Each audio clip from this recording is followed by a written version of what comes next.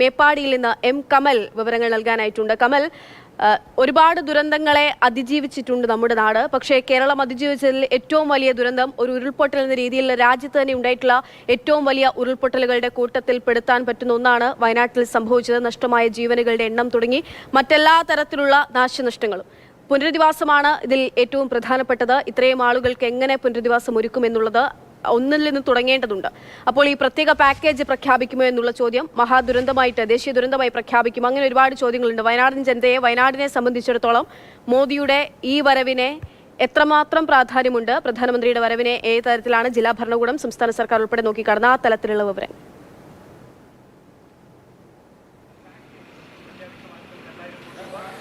അക്ഷയ, വളരെ പ്രതീക്ഷയോടെ തന്നെയാണ് വയനാട്ടിലെ ജനങ്ങൾ ഈ വരവിനെ നോക്കിക്കാണുന്നത്. കാരണം കേന്ദ്ര സർക്കാരിൻ്റെ ഭാഗത്തു നിന്ന് ഇതുവരെ ഒരു ഔദ്യോഗിക പ്രഖ്യാപനം ഉണ്ടായിട്ടില്ല. 2 കേന്ദ്രമന്ത്രിമാർ വന്നു, കേന്ദ്ര സംഘം വന്നു. പക്ഷേ ഇപ്പോൾ പ്രധാനമന്ത്രി തന്നെ നേരിട്ട് വരുന്നു. അപ്പോൾ ഈ ദുരന്തത്തെ നേരിടാൻ, ഇതിനെ അതിജീവിക്കാൻ, ഈ പുനരധിവാസം നടത്താൻ ആവശ്യമായ എന്തെങ്കിലുമൊക്കെ പ്രഖ്യാപനങ്ങൾ അദ്ദേഹം നടത്തുമെന്ന പ്രതീക്ഷ തന്നെയാണ് എല്ലാവർക്കും ഉള്ളത്. എല്ലാവരും ആവശ്യപ്പെടുന്നതും അതുതന്നെയാണ്.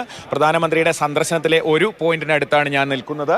സെന്റ് ജോസഫ്സ് ഗേൾസ് ഹൈസ്കൂളിലെ ക്യാമ്പിൽ അദ്ദേഹം എത്തും എന്നാണ് അറിയിച്ചിരിക്കുന്നത്. അവിടേക്ക് നിലവിൽ ദൂരദർശന് മാത്രമേ അനുമതിയുള്ളൂ. നമ്മൾ അതിന് സമീപത്താണ് നിൽക്കുന്നത്. വിംസ് ആശുപത്രി സന്ദർശിച്ച ശേഷമായിരിക്കും അദ്ദേഹം ഇവിടെ എത്തുക എന്നതാണ് ലഭിക്കുന്ന വിവരം. നേരത്തെ CK വിജയൻ പറഞ്ഞതുപോലെ ഇപ്പോൾ ഏറ്റവും പുതിയ ഷെഡ്യൂൾ അനുസരിച്ച് അദ്ദേഹം നേരെ ഹെലിപ്പാഡിൽ ഇറങ്ങുന്നു. റോഡ് മാർഗം മേപ്പാടിയിലെത്തുന്നു. മേപ്പാടി പിന്നിട്ട് അദ്ദേഹം ചുരൽമല ഭാഗത്തേക്ക് പോകുന്നു. അവിടെ ദുരന്തഭൂമി സന്ദർശിക്കുന്നു. തിരിച്ച് നേരെ പരിക്കേറ്റവർ ഏറ്റവും കൂടുതൽ കഴിയുന്ന മൂപ്പൻസ് മെഡിക്കൽ കോളേജ് അഥവാ വിംസ് ആശുപത്രിയിലേക്ക് പോകുന്നു. അവിടെ അദ്ദേഹം പരിക്കേറ്റവരുമായി ആശയവിനിമയം നടത്തുന്നു. തിരിച്ചു വരുമ്പോൾ ഈ സെന്റ് ജോസഫ്സ് ഗേൾസിലെ ക്യാമ്പിലിറങ്ങി ദുരന്തബാധിതരെ നേരിട്ട് കാണുന്നു. അതിനുശേഷം അദ്ദേഹം തിരിച്ച് കൽപ്പറ്റയിലെത്തി കലക്ടറേറ്റിൽ അവലോകന യോഗത്തിൽ പങ്കെടുക്കുന്നു. ഇതാണ് നമുക്ക് ലഭ്യമായ ഏറ്റവും അവസാനം തീരുമാനിച്ചിരിക്കുന്ന ഷെഡ്യൂൾ. എന്തെങ്കിലും മാറ്റം വരുമോ എന്നറിയില്ല. എന്തായാലും പ്രസന്നമായ കാലാവസ്ഥ, നേരിയ വെയിലാണ് ഇപ്പോൾ അനുഭവപ്പെടുന്നത്. ഏറെക്കുറെ ദുരന്തഭൂമിയിലും സമാനമായ ഒരു കാലാവസ്ഥ ആയിരിക്കുമെന്നാണ് നമുക്ക് പ്രതീക്ഷിക്കാനാവുക. മേപ്പാടിയിൽ ഇപ്പോഴിതാണ് കാലാവസ്ഥ. അതുകൊണ്ട് തന്നെ എല്ലാ ഘടകങ്ങളും അനുകൂലമാണ്. ഇനി പ്രധാനമന്ത്രി എത്തിയാൽ മതി. എല്ലാവർക്കും ആശ്വാസമായി അദ്ദേഹം ദുരന്തഭൂമിയിലും ക്യാമ്പിലും ആശുപത്രിയിലും എത്താനായി കാത്തിരിക്കുകയാണ് എല്ലാവരും.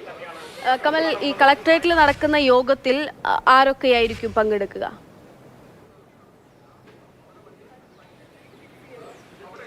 ആർക്കൊക്കെ ഇതിനുള്ള പാസ് ലഭിച്ചു എന്ന് നമുക്ക് ഈ സമയത്ത് കൃത്യമായി അറിയില്ല. എന്തായാലും മുഖ്യമന്ത്രിയും ഗവർണറും കേന്ദ്ര സഹമന്ത്രിയും ഒക്കെ പങ്കെടുക്കുന്ന യോഗമാണ്. അതിൽ വയനാട്ടിൽ നിന്നുള്ള ജനപ്രതിനിധികൾ, എന്തായാലും 3 MLA മാർ, അതുപോലെ മന്ത്രിതല ഉപസമിതി വയനാട്ടിൽ തുടരുന്നുണ്ട്.